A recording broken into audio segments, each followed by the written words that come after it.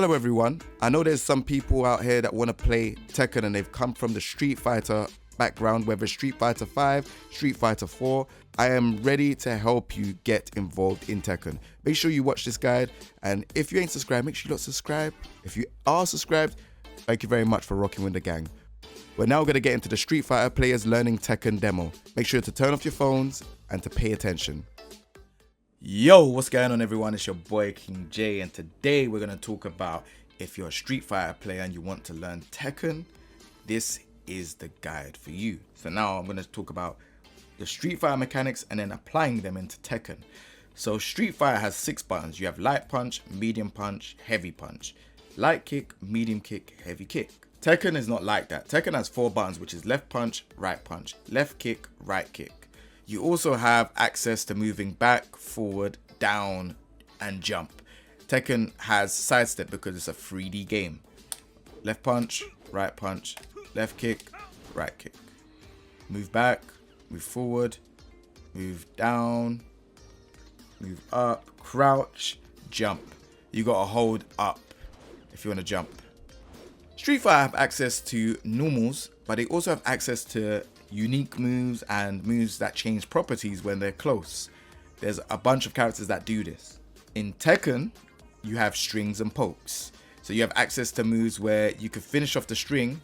So you string like back to 4, back to 4, 1. That is unique to Kazuya. Every character has their own unique strings. But the reason why they're called strings is because you can put these moves together. If you want to just do 2 out of 3 of the move, or 4 or 1 out of 4 of the moves, you can do that. If you want to do the whole thing, it's entirely up to you. So Kazuya has like up, forward, 4, 4, 4, 4. I don't have to do all of that. I could just do up, forward, 4, 4. So this is what you call strings. You've also got pokes as well. So pokes would be like down, forward 1, jab, down 4, down, back 4. Again, this is the jab. The jab is not unique to Kazuya. Every character has jabs. But down forward 1, the frames and everything will vary, and they do have unique ones to each character.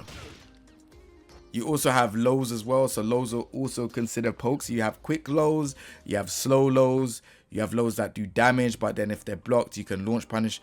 It's for you to check it out in the game. In Street Fighter, normal grabs can be broken by just inputting throw. However, command grabs cannot be broken, as shown by the command grab characters such as Zangief. In Tekken 7, you can throw break by pressing 1 or 2. Command grabs can also be broken by pressing 1 or 2 or 1 plus 2 depending on the throw. And in some rare cases, sometimes the throw can be broken by pressing other buttons than 1 or 2. In Street Fighter 5, you have high, mid, and low. Mids do not beat crouch block. However, in Tekken 7, mids do beat crouch block. Tekken 7 have same properties, which is high, mid, and low. So I'm just going to demonstrate to you what I mean. So as you can see, I'm doing a mid. In Street Fighter 5, this wouldn't be possible where I could do a mid and the opponent would get hit by crouching. So while Heihachi is down, let's talk about knockdown. So in Street Fighter 5, your opponent cannot be hit when they're on the ground or on the floor, and they usually have to do delayed wake up or wake up. In Tekken, you can still get hit on the ground.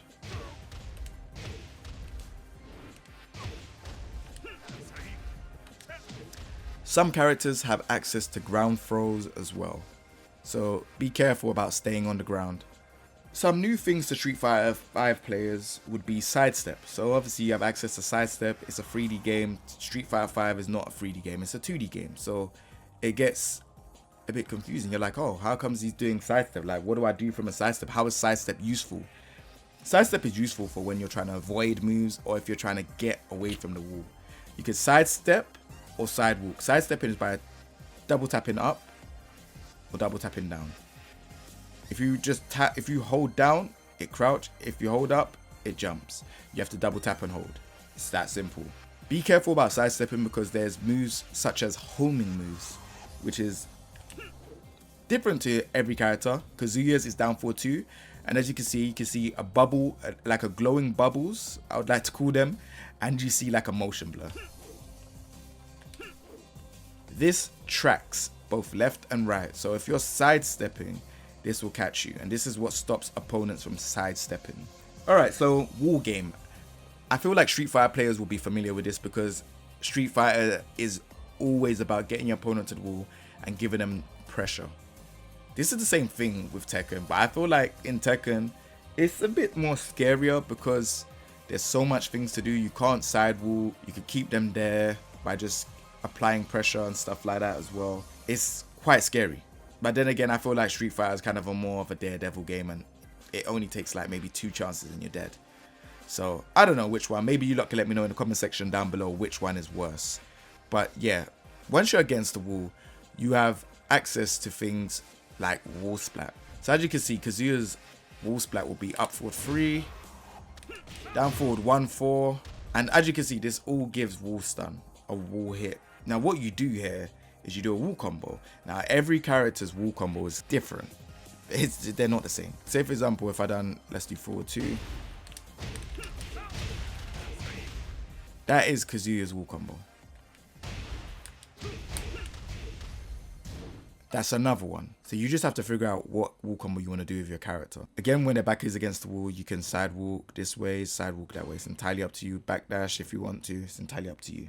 When it comes into combos into Street Fighter, what happens is you've got access to moves that kind of hit your opponent up in the air, then you do combos. Tekken is the same way, but then you have a property called tailspin, or you could call it screw. It's entirely up to you. So like if I done, let's say for example I done this, that ain't really a combo, right? So if I do this, you can see they're spinning. That means I could do more attacks. In Tekken, you have a thing called launches, which hits the opponent up in the air.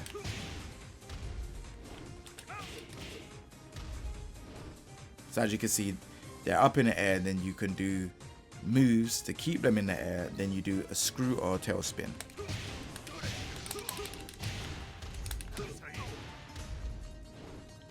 Then they're by the wall, and then you start your pressure.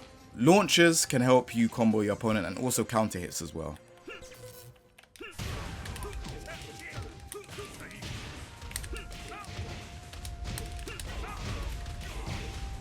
That is your time to pressure them while they're against the wall and do 50-50s.